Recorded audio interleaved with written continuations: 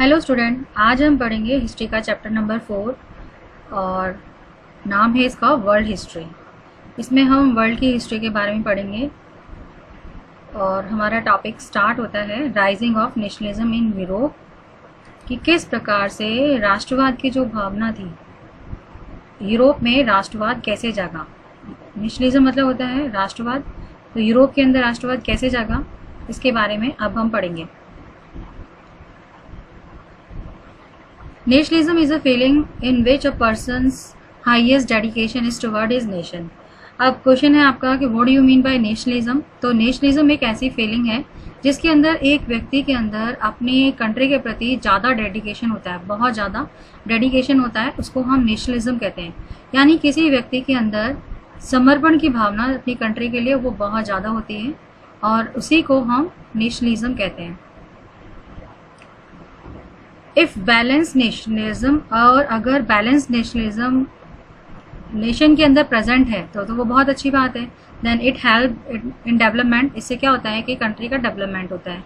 लेकिन जब ज़रूरत से ज़्यादा नेशनलिस्टिक फीलिंग आ जाती है तो इसका जो रिजल्ट होता है वो वॉर होता है। यानी कि हम सिर्फ अपने राष्ट्र के बारे में सोचें और किसी के बारे में नहीं सोचें तो इससे जो कंडीशन है वो वॉर की बन जाती है।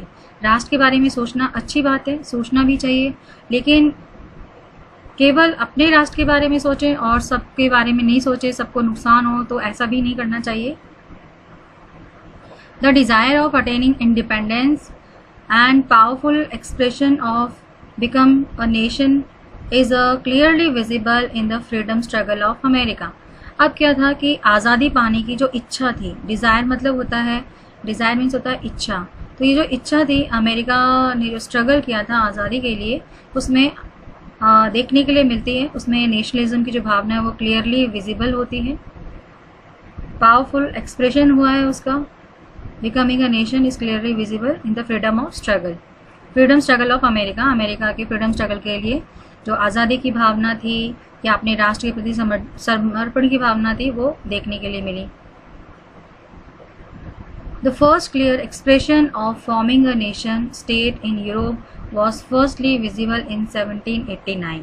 और सबसे पहले जो एक्सप्रेशन था, मतलब एक राष्ट्र बनाने का, नेशन स्टेट इन यूरोप, और यूरोप के अंदर एक नेशन स्टेट था, ये क्लियरली एक्सप्रेशन दिखाई दिया था 1789 में, फ्रेंच रिवोल्यूशन के अंदर। जब फ्रांस में रिवोल्यूशन स्टार्ट हुआ था उस टाइम मोनार्क सिस्टम था वहाँ पर, और वहाँ के जो लोग थे वो चाहते थे उनसे आज़ादी मिले और वहाँ पे कॉन्स्टिट्यूशन बने और वहाँ के जो सिटीज़न हैं उनका भला हो सके। तो सबसे पहले जो स्ट्रगल हुआ था वो फ्रांस के अंदर हुआ था, फ्रेंच रेवोल्यूशन 1789 में। तो ये जो नेशन स्टेट बना था यूरोप में वो था France. This revolution played a major role in spreading the spirit of nationalism. और ये जो रिवोल्यूशन था, ये जो क्रांति थी, ये एक बहुत ही इम्पॉर्टेंट रोल इसने निभाया था राष्ट्रीयता की भावना को फैलाने में यूरोप में। तो यूरोप में सबसे पहले जो रिवोल्यूशन हुआ था वो फ्रांस के अंदर हुआ था, फिर उसके बाद यूरोप की अदर कंट्रीज़ के अंदर ये रिवोल्यूशन फैलता चला गया या इसकी भावना बढ़ गई, फैल गई थी। If we look at a map of Europe, अगर हम यूरोप के मैप को देखते हैं ऑफ मिड 18th सेंचुरी, तो वी फाइंड दैट, तो हम ये पाते हैं कि nation state is not present. उस समय नेशन स्टेट नहीं हुआ करता था। Europe was divided into several royalties, और जो यूरोप था वो कई रॉयल्टीज़ के अंदर बटा हुआ था, मतलब राजाओं के राज हुआ करते थे, या duchies, cantons and various small political units, इनके अंदर बटा हुआ था Europe, which had religious form, और जो कि रिलीजियस बेसिस पर बने हुए थे, and whose ruler and their individual independent state, उनके अपने रूलर्स हुआ करते थे और वो अलग से इंडिपेंडेंट स्टेट थे, बिल्कुल इंडिया के जैसे ही। जैसे इंडिया के अंदर अलग अलग राजाओं का राज हुआ करता था उस समय ब्रिटिशर्स के आने से पहले, तो वो कंडीशन यूरोप की भी थी। यूरोप के अंदर भी अलग अलग स्टेट होते थे, उसमें अलग अलग रूलर्स हुआ। डचेस हम बोलते हैं जो सबसे उच्च वंश के जो लोग होते हैं और जो शासन करते हैं उनको डचेस कहते हैं। तो यानी कि उनका भी अपना राज ही हुआ करता था, तो जैसे राजाओं का राज है वैसे ही डचेस का भी राज हुआ करता था। तो ऐसे सर्वोच्च वंश के लोग जो कि शासन किया करते थे उनको डचेस कहते थे। कैंटोन मीन्स मिलिट्री का होता है, जहाँ मिलिट्री शासन था। ऐसे अलग अलग छोटे छोटे पॉलिटिकल ग्रुप्स हुआ करते थे और जो कि फॉर्म थे रिलीजियस बेसिस पर और जिनके अपने अपने शासक होते थे, उनके had there individual independent state, उनके अपने ही इंडिपेंडेंट स्टेट हुआ करते थे। Eastern and central Europe was under the despotic, और जो ईस्टर्न एंड सेंट्रल यूरोप था ये डेस्पोटिक मोनार्च, जो केवल, इसको डेस्पोटिक बोलते हैं निरंकुश, जो केवल अपनी, उसके ऊपर किसी का अंकुश नहीं होता है, जो सिर्फ अपनी मनमानी करता है, उसको डेस्पोटिक बोलते हैं। तो ऐसे डेस्पोटिक मोनार्च, मोनार्च मीन्स राजा, जिसका शासन हुआ करता था ईस्टर्न और सेंट्रल यूरोप के अंदर, and different types of people lived here, और यहाँ पर अलग अलग प्रकार के लोग रहते थे, who did not consider themself any common identity, जिनकी कोई अपनी आइडेंटिटी, कॉमन आइडेंटिटी नहीं थी, और उनके अपने कल्चर और उनके जो कल्चर थे उनकी भी कोई पहचान नहीं थी। तो इसमें बोल रखा है कि ऐसे लोग भी वहाँ रहते थे अलग अलग प्रकार के, जिनके उनकी न तो कोई पहचान हुआ करती थी, कॉमन आइडेंटिटी नहीं थी, और न ही उनके कोई कल्चर हुआ करते थे। दे स्पोक डिफरेंट लैंग्वेज, वो अलग अलग लैंग्वेज बोला करते थे। We are members of the different caste group, जहाँ पर अलग अलग कास्ट ग्रुप के मेंबर्स हुआ करते थे। फॉर एग्जाम्पल एरिस्टोक्रेटिक सेक्शन जो हम्सबर्ग एम्पायर यूरोप के अंदर है, वहाँ पर ज़्यादातर जो लोग थे वो जर्मन लैंग्वेज बोला करते थे, वो बहुत ज़्यादा जर्मन लैंग्वेज वाले जो लोग थे वो बहुत ज़्यादा थे। वाइल इन लोम्बार्डे, वहीं जो लोम्बार्डी था वहाँ, and Venetia, Lombardy and Venetia के अंदर जो लोग थे वो इटालियन या हंगरी बोला करते थे। तो इसमें ये बता रहे हैं कि दिस सेक्शन वाला जो हम्सबर्ग एम्पायर है वहाँ पर ज़्यादातर लोग जर्मन बोला करते थे, और जैसे लोम्बार्डी और वेनेशिया वाला है वहाँ पर ज़्यादातर लोग जो थे वो इटालियन और हंगरी बोला करते थे। Half of the number of people, आधी से ज़्यादा जो लोग थे वो मगयार लैंग्वेज बोलते थे, ये लैंग्वेज है Magyar. While the other half use, और बाकी जो आधे थे वो दूसरी लैंग्वेजेस बोला करते थे। तो यानी डिफरेंट लैंग्वेजेस बोलने वाले लोग वहाँ पर रहते। यूरोप के अंदर जो गैलिशिया जगह है वहाँ पर जो aristocratic class use to speak Polish, और यहाँ पर जो एरिस्टोक्रेट क्लास थी वो पॉलिश लैंग्वेज बोला करती थी। दिस डिफरेंस वॉज सच, ये डिफरेंस इतना ज़्यादा हुआ करता था, this difference was such that could not easily promote the spirit of nationalism, क्योंकि ये डिफरेंस ज़्यादा था और इस वजह से आसानी से जो राष्ट्रीयता की भावना थी वो उसको बढ़ावा नहीं मिल पाया। The only element that acted as a bound, केवल एक ही एलिमेंट था जो कि इन सब डिफरेंट लोगों को, डिफरेंट लैंग्वेज बोलने वाले लोगों को आपस में एक दूसरे से जोड़ के रखता था, और वो था उनके राजा के प्रति वफादारी। जो उनका एम्परर था, उनका जो सम्राट था, उसके प्रति सब लोग वफादार थे। केवल इतना ही समझ लो इनके बीच में जो इनको आपस में बाउंड करने वाला था, इनको आपस में जोड़ने वाले एलिमेंट था। तो इसमें बताएं यूरोप के अंदर भी अलग अलग डचीज थे, रॉयल्टीज थी, कैंटन्स थे, और उसके बाद भी अलग अलग लैंग्वेज बोलते थे। फिर भी इनको केवल एक ही एलिमेंट था जो कि इन लोगों को आपस में जोड़ के रखता था, वो था एम्परर के प्रति लॉयल्टी। अब हम पढ़ेंगे रीज़न, क्या रीज़न थे जो यूरोप के अंदर नेशनलिज्म आया। तो सबसे पहला रीज़न, ये एग्जाम में पूछा जाता है, explain the reason of nationalism in Europe, Europe के अंदर नेशनलिज्म आने के कारण। इसमें जो क्वेश्चन है वो आता है 4 मार्क्स का। तो फर्स्ट जो रीज़न है वो है आपका emergence of middle class, middle class का इमरजेंस होना यानी उदय होना, यानी मिडिल क्लास का राइज होना भी हम बोल सकते हैं इसको, या सामने आना। In Europe the landed aristocratic class, Europe के अंदर जो लैंडेड, जिनके पास ज़मीन थी, ऐसे जो रिच पीपल क्लास थी, was the most dominating one from social and political point of view. ये क्या करते थे, ये जो सबसे पैसे वाली क्लास थी, एरिस्टोक्रेटिक क्लास थी, जिनके पास ज़मीनें हुआ करती थी, ये शासन किया करते थे मोस्ट डोमिनेटिंग, यानी कि दूसरों पर शासन करने वाली ये लोग हुआ करते थे from social and political point of view से, यानी समाज में भी इनका रुतबा ज़्यादा था और राजनीति के अंदर भी इनका रुतबा ज़्यादा था, और इनकी ही चलती थी एक तरह से हम कह सकते हैं। दिस सेक्शन वॉज स्मॉल, और ये जो सेक्शन था वो बहुत थोड़ा था, कम ही लोग थे इसके अंदर, small one in context to population. Population के अगर कंपैरिजन में देखें तो ये जो सेक्शन था लैंडेड एरिस्टोक्रेटिक क्लास, ये बहुत कम हुआ करती थी। While the population most of the population in Europe was agriculture, और ज़्यादातर जो यूरोप की पॉपुलेशन थी वो क्या थी, एग्रीकल्चर थी, मतलब खेती करने वाले किसान हुआ करते थे। केवल थोड़े से ही लोग थे जो लैंडेड एरिस्टो क्लास से बिलोंग करते थे।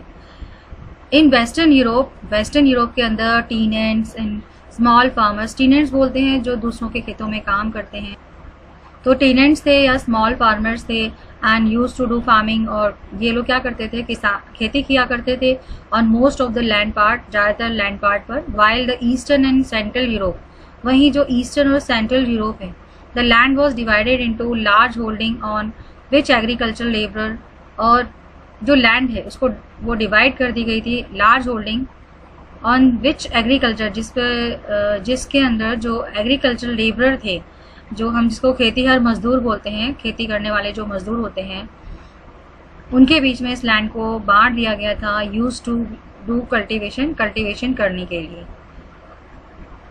तो इसमें क्या बताया गया है कि वेस्टर्न यूरोप के अंदर टीनेंट, स्मॉल फार्मर्स, ये जो थे वो खेती किया करते थे लैंड पार्ट के ऊपर। वहीं जो ईस्टर्न और सेंट्रल यूरोप था, वहाँ पर वो जो लैंड थी उनकी वहाँ की, उसको डिवाइड कर दिया गया था लार्ज होल्डिंग, मतलब सारी जो लैंड्स थी उनको मिला करके एग्रीकल्चर लेबर को डिवाइड कर दी गई थी, जिससे कि वो वहाँ पर खेती कर सके। तो ये इमर्जेंस और मिडिल क्लास बता रही, कैसे मिडिल क्लास आया। कभी आपने देखा अरिस्टोक्रेटिक जो क्लास थी ये कम हुआ करती थी, लेकिन ये डोमिनेटिंग थी, ये सब पर अपना शासन किया करती थी, सबको अपने अंडर में रखने की कोशिश करती थी। वहीं जो पॉपुलेशन थी सबसे ज़्यादा वो थी एग्रीकल्चर खेती करने वाले लोगों की।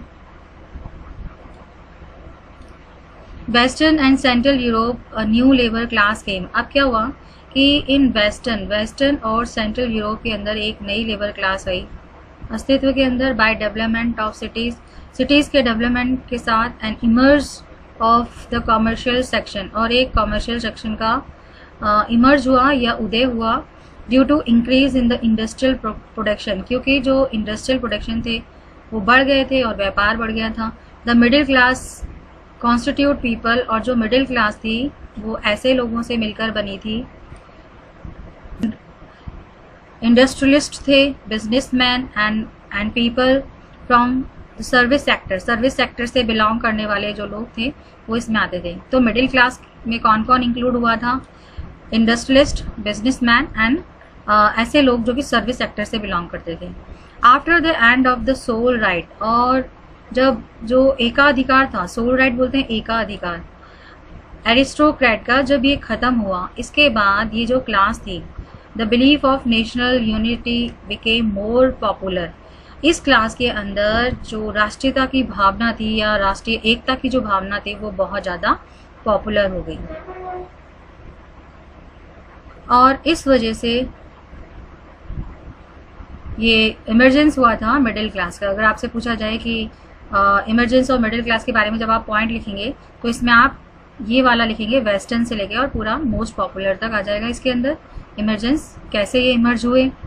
और इसमें आप ये भी लिख सकते हैं कि भाई कुछ जो पीपल थे वो लैंडेड एरिस्टोक्रेटिक क्लास से बिलोंग करते थे, ये बहुत थोड़े हुआ करते थे और ये डोमिनेट किया करते थे social and political point of view से। और जो मेजर जो पॉपुलेशन थी वो यूरोप की एग्रीकल्चरल हुआ करती थी। और उसके बाद फिर आप ये सारी चीज़ें इंक्लूड कर लेंगे इसमें।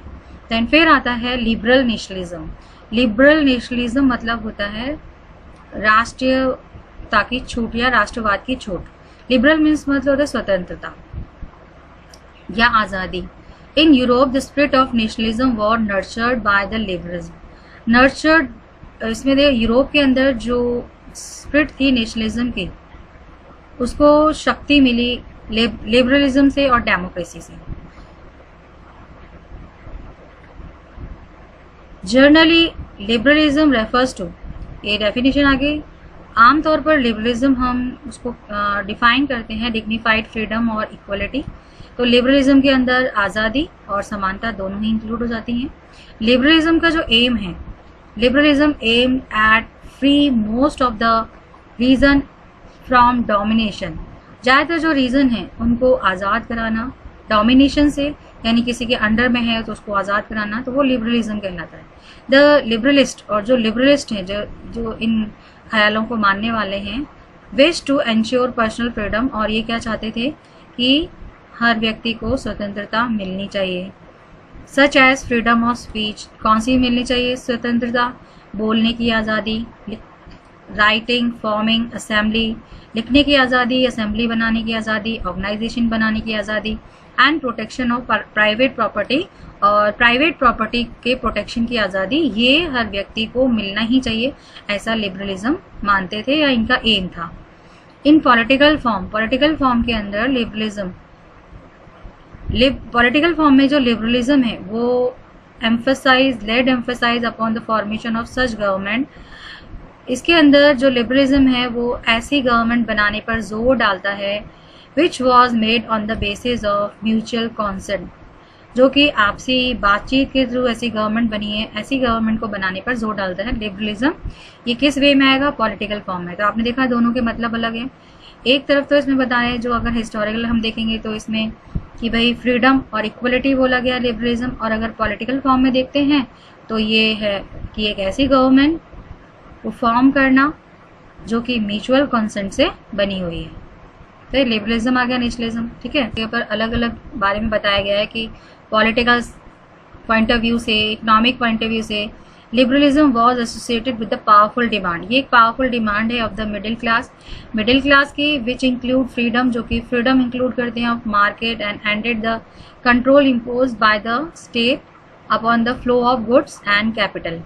इसका मतलब क्या हुआ कि इकोनॉमिक सेक्टर के अंदर अगर हम लिबरलिज्म को देखें तो इसका मतलब ये हुआ जो भी व्यापार करने वाले जो लोग हैं वो ये चाहते हैं कि उनको मार्केट की आज़ादी मिल जाए, यानी वो आसानी से अपने माल को बेच सकें, अपने सामान को बेच सकें, खरीद सकें, और साथ में जो कंट्रोल या जो टैक्सेस उनके ऊपर लगाए जाते हैं, इंपोर्ट ड्यूटीज़ हैं, एक्सपोर्ट ड्यूटीज़ हैं, उनको स्टेट के थ्रू जो लगाए जाते हैं उसको ख़त्म कर दिया जाए, एंड कर दिया जाए, जिससे कि जो फ्लो ऑफ गुड है या कैपिटल है वो आसानी से हो सके। In the first half of the century, और फर्स्ट हाफ सेंचुरी के अंदर जो एडमिनिस्ट्रेटिव पॉलिसी थी नेपोलियन की, और लार्ज फेडरेशन ऑफ 39 स्टेट, ये बहुत इम्पॉर्टेंट है कि इसने कौन सी एडमिनिस्ट्रेटिव पॉलिसी बनाई थी नेपोलियन की। ये इसने बनाई थी first half of the century में, एडमिनिस्ट्रेटिव पॉलिसी नेपोलियन ने, और इसके अंदर जो बहुत सारे जो फेडरेशन थे 39 स्टेट के, was form from the union of several small German speaking state. क्या था कि बहुत ज़्यादा जो फेडरेशंस थे 39 स्टेट के, from the union of several, और ये बने थे यूनियन ऑफ द सेवरल, छोटे छोटे जो जर्मन स्पीकिंग स्टेट थे उनसे मिलकर बनाए थे 39 स्टेट से। Every state of this federation, और हर स्टेट जो इस फेडरेशन से जुड़ा हुआ था उसकी अपनी ही इंडिविजुअल करेंसी हुआ करती थी, उसके अपने ही वेट हुआ करते थे, एंड मेजरमेंट सिस्टम हुआ करता था। During 1833 a trader who travel from Hamburg, और 1833 के दौरान जब एक ट्रेडर, एक व्यापारी, जब वो हम्सबर्ग से ट्रैवल करके नुरेमबर्ग तक पहुंचता था तो टू सेल हिज गुड्स, अपने सामान को बेचने के लिए, had to pass through 11 toll barriers, उसको 11 टोल बैरियर्स से होकर गुजरना पड़ता था। टोल बैरियर्स तो आप जानते हैं, टोल टैक्सेस जो होते हैं वो उसको देने पड़ते थे 11। दिस न्यू बिजनेस क्लास, और ये जो जैसे मान लीजिए जो पुरानी है उनके पास तो पैसा है वो दे देते थे, लेकिन जो एक नई बिजनेस क्लास थी, जो नए जिन्होंने बिजनेस करना स्टार्ट किया था, regarded such situation to be obstacle, वो अपने बिजनेस को बढ़ाने में इसको एक ऑब्स्टिकल मानते थे। इन इकोनॉमिक एक्सचेंज मतलब जो भी सामान का आदान प्रदान करना है, जो कैपिटल और गुड्स का जो लेन देन है, उसके अंदर एक ऑब्स्टिकल मानते थे। ऑब्स्टिकल मतलब होता है रुकावट। And development and advocate in the favour, और अपने विकास के अंदर इसको एक रुकावट मानते थे, और वो एडवोकेट करते। एडवोकेट मतलब होता है किसी की पैरवी करना या इस बात के बारे में समर्थन देना कि building such unified economic zone, की एक इकोनॉमिक जोन बन जाए where the movement of goods, जहाँ पर जो मूवमेंट है गुड्स का, people and capital, could be carried out without any obstacles, जहाँ से सामान, व्यक्ति और जो चीज़ कैपिटल है वो बिना किसी रुकावट के आसानी से उसका मूवमेंट हो सके। किसका? गुड्स, पीपल एंड कैपिटल्स का।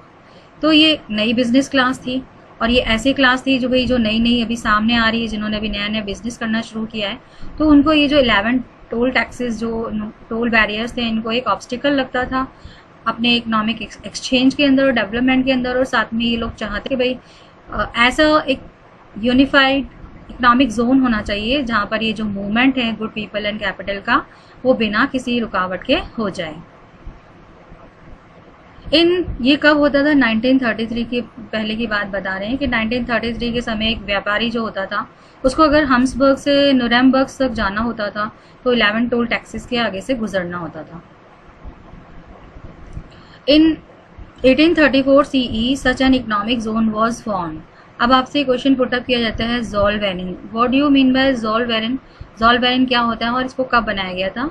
तो ये 1834 CE के अंदर इसको बनाया गया था। ये एक ऐसा इकोनॉमिक जोन है जो कि बना था in the form of tariff union, tariff union के रूप में, जिसको नाम दिया गया Zollverein through an initiative taken by the administration, और जिसका इनिशिएटिव जो दिया गया था एडमिनिस्ट्रेशन के। Most of the German state join this zone, और ज़्यादातर जो जर्मन स्टेट थे उन्होंने इस जोन को ज्वाइन कर लिया।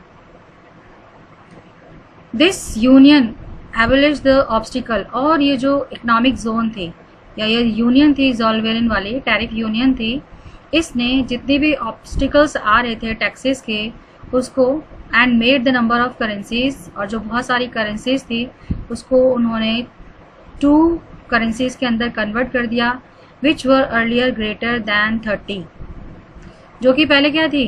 30 से ज़्यादा हुआ करती थी।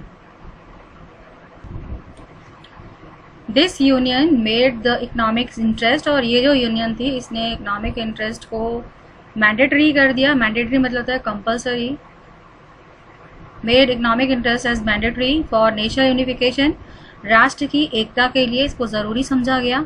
And this wave of economic nationalism, और इस प्रकार से ये एक लहर थी इकोनॉमिक नेशनलिज्म की जिसने कि बढ़ावा दिया था द फीलिंग ऑफ नेशनलिज्म, राष्ट्रीयता की भावना को, प्रिवेलिंग एट दैट टाइम, और उस समय था स्ट्रेंथ दी थी फीलिंग ऑफ नेशनलिज्म को उस समय पर, क्योंकि उस समय आपने देखा था कितना डिफरेंस हुआ करता था, लोग अपने अलग अलग रहते थे, अलग अलग लैंग्वेज बोला करते थे, तो इनको एक कैसे किया गया? तो सबसे पहले जो नेपोलियन था उसने एक एडमिनिस्ट्रेटिव पॉलिसी बनाई थी, और एडमिनिस्ट्रेटिव पॉलिसी के अंदर उसको ज़ोलवेरिन, उसको बोलते हैं ज़ोलवेरिन।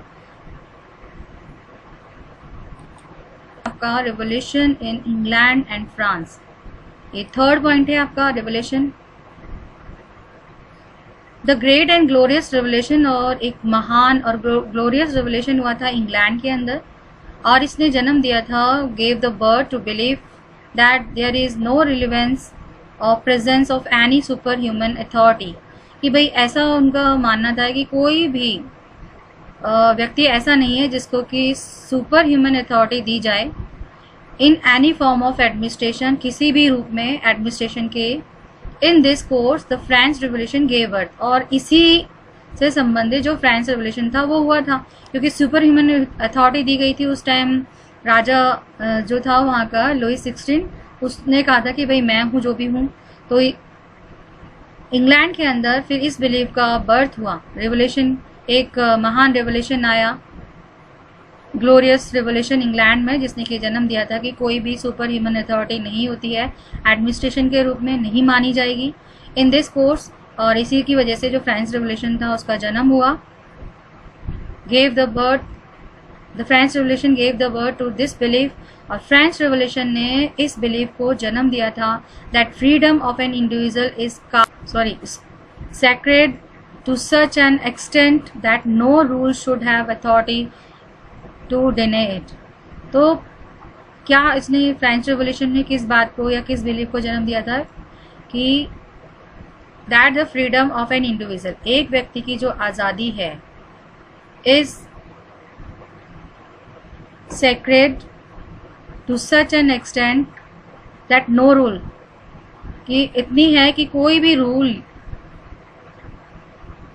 उसके इस फ्रीडम को छीन नहीं सकता। That no rule should have the authority, किसी भी रूल के पास ये पावर नहीं है, authority means power, to deny, deny मतलब होता है छीनना, टू डिने, तो कोई भी रूल के पास ये अथॉरिटी नहीं है कि वो इंडिविजुअल की फ्रीडम को उससे छीन सके।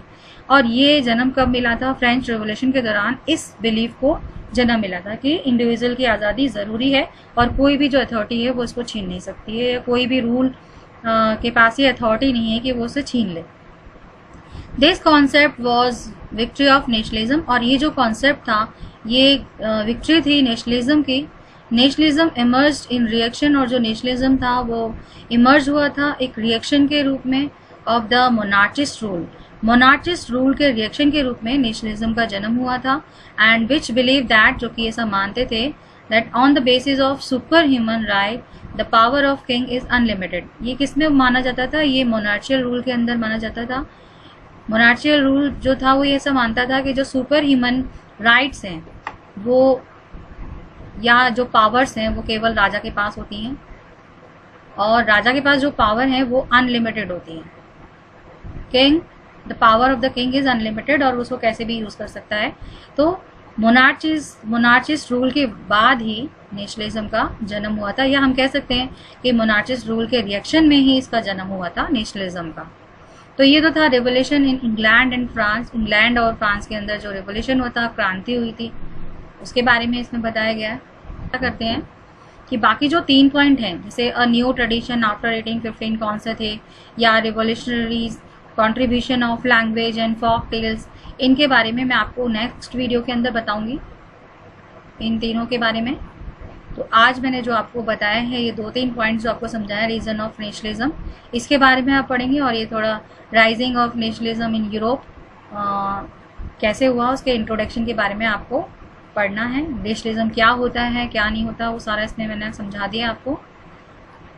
तो okay, bye, have a nice day.